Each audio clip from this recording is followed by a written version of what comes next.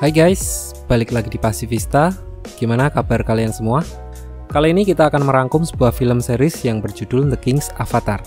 Di film ini akan ada banyak sekali cerita tentang intrik para pro player, bisnis, kehidupan sosial, emosi, bagaimana kerasnya mereka berlatih sehingga menjadi pro player. Jadi akan kita rangkum alur ceritanya di sini, atau kalau kalian pengen nonton film aslinya, saya kemarin nonton di Netflix 50.000 sebulan, tinggal cari wifi, nonton di HP, beres.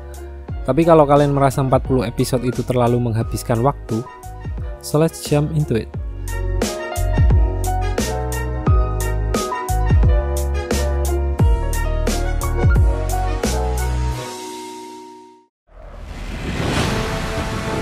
Cerita dimulai dengan turnamen sebuah game yang sedang naik daun selama beberapa tahun terakhir di Cina, yang berjudul Glory. Bukan Vainglory, nggak pakai Vain, MMORPG untuk yang pernah main game Lineage, Black Desert, kayak gitu-gitulah. Dari beberapa tim e-sport yang berpartisipasi adalah Excellent Era yang seragamnya merah kayak Ultraman, Blue Rain yang biru, Tiny Herb yang hijau-hijau kayak rumput tetangga, dan Tyranny. Dua tim yang sedang bertanding adalah Excellent Era melawan Tiny Herbs. Masing-masing tim terdiri dari 6 player, 5 pemain utama dan 1 untuk cadangan. Dan perkenalkan karakter utama kita yaitu Ye-Kyu, sang kapten dari Excellent Era yang mengantar mereka menjadi juara selama 3 tahun berturut-turut. Di setiap pertandingan, dia selalu menggunakan masker agar mematuhi protokol kesehatan. Dia menggunakan masker agar identitas dirinya tidak diketahui publik dan menyelamatkan dirinya dari sesumbar. Tidak berselang lama, pertandingan pun dimulai.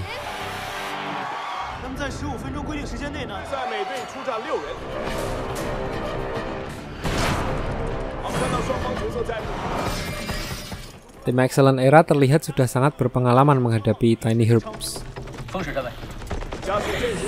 Mereka mengacak-ngacak formasi Tiny Herbs dan di saat yang sama seorang cewek dari Excellent Era yang bernama Sumu Cheng, dia bertugas untuk membuat kapten lawan sibuk.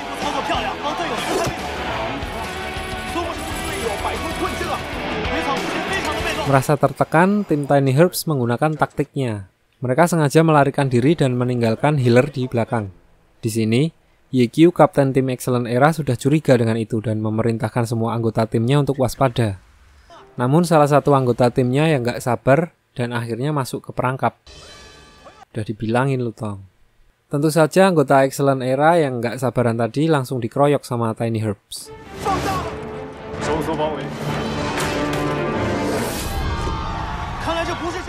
Dan keadaan langsung berbalik. Mereka harus melanjutkan pertandingan 4 lawan 5 orang. Merasa sudah di atas angin, salah satu penembak Tiny Herbs mengincar Kapten Ye-Kyu, namun malah tertembak duluan oleh Sumu Cheng.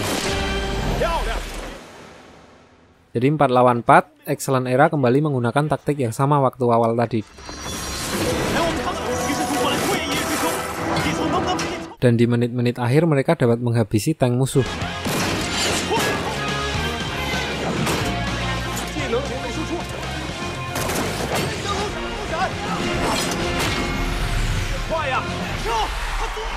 Itu mereka menang dengan skor 4-3.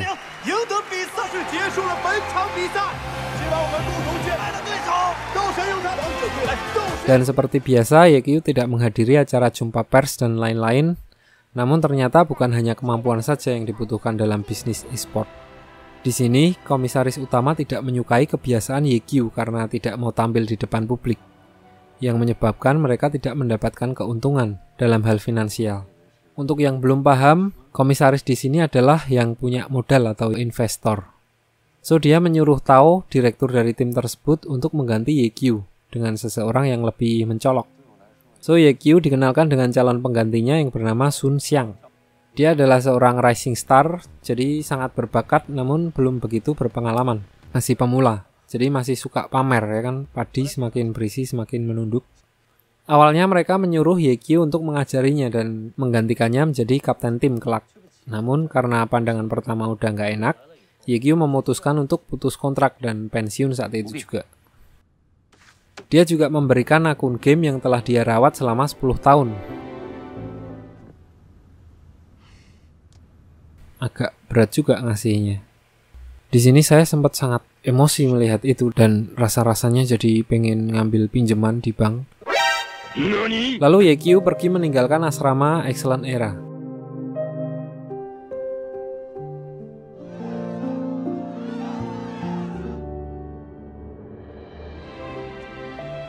Karena merasa nggak punya tujuan, dia pergi ke sebuah swalayan dan nggak sengaja bertemu dengan Sumuceng.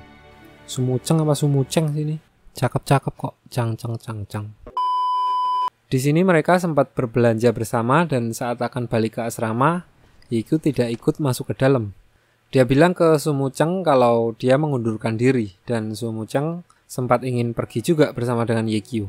Namun Yekyu bilang, "Hup, stop." Kayak tukang parkir anjir, hup. Di sini Yekyu bilang ke Sumuceng untuk meneruskan perjalanan mereka, namun kali ini mereka harus berjalan sendiri-sendiri.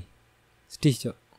Untuk kalian ketahui, Yekyu dan Sumuceng ini adalah sahabat dari kecil dan ada satu orang lagi, Sumukyo. Sumukyu, kakaknya Sumuceng. Mereka memulai bermain Glory 10 tahun yang lalu.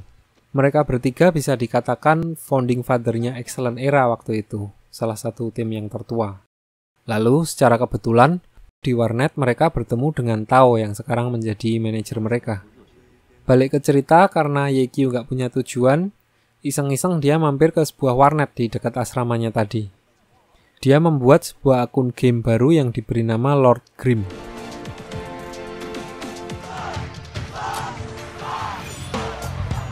Di sini, dia bertemu dengan banyak sekali pemula yang mengingatkannya waktu pertama bermain Glory 10 tahun yang lalu. Di dalam game, Yekyu mengambil senjata milik Sumukyu, kakaknya Sumuceng. Sebuah senjata non-kelas yang mempunyai kemampuan dapat mengeluarkan skill dari kelas apa saja di game. Namun penggunanya harus menjadi non-kelas. Jadi gini, di dalam game setelah mencapai level 20, para player bisa mengupgrade jobnya ke kelas-kelas seperti assassin atau archer atau warrior gitu-gitu untuk mengambil jurus spesialis mereka. Dan biasanya orang-orang nggak sabar pengen ngambil job idaman mereka. Namun Yekyu di sini malahan tertarik untuk tetap menjadi non-kelas untuk menggunakan senjata milik Sumukyu yang dapat mengeluarkan skill dasar dari semua job yang diberi nama Myriad Manifestation Umbrella. Kembali ke cerita, ternyata bos dari cafe internet itu juga sedang main Glory dan terlihat dia cukup payah dalam permainan itu. Dia adalah seorang fanatik dari Yekyu, fans berat. Di sini Yekyu mencoba membantu si bos warnet itu yang bernama Guguo.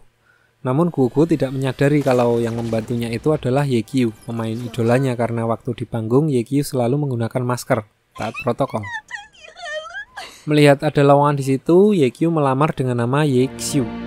Aneh jelasin dulu sebelumnya, jadi Yekyu itu punya kembaran. Yang satu namanya Yekyu pakai Q, yang satu pakai X, Yexiu. Xiu. Jimbat. Jadi pokoknya nggak ketahuan kalau dia pro player e-sport. Lalu saat ditanya pengalaman kerja, dia tidak mempunyai satupun kualifikasi untuk dapat bekerja di situ. Namun karena keahliannya bermain Glory, dia akhirnya diterima di warnet itu. So Yekyu diberikan tempat tinggal yang sangat jauh berbeda dengan tempat tinggalnya dulu di asrama Excellent Era.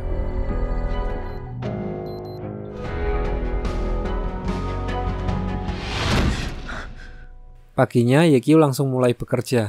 Namun, dalam setiap hal yang dilakukannya, dia malah membuat masalah semakin besar dan berakhir dia harus kerja tanpa mendapatkan gaji di sana.